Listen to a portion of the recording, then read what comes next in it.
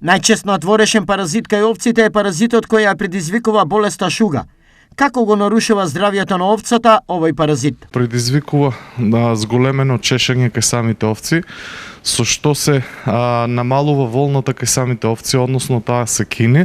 Исто така од чешањето на овците може да дојде до стварање на рани кај самите овци и при тоа може да дојде до несакани последици, односно смрт. Кој е најчест внатрешен паразит и по што се карактеризира? Самите метели предизвикуваат последици на црниот дроб, бидејќи тие паразитираат во црниот дроб и во каналите на црниот дроб, и многу често се јавува и смрт кај животните, бидејќи доаѓа до сериозни проблеми кај црниот дроб.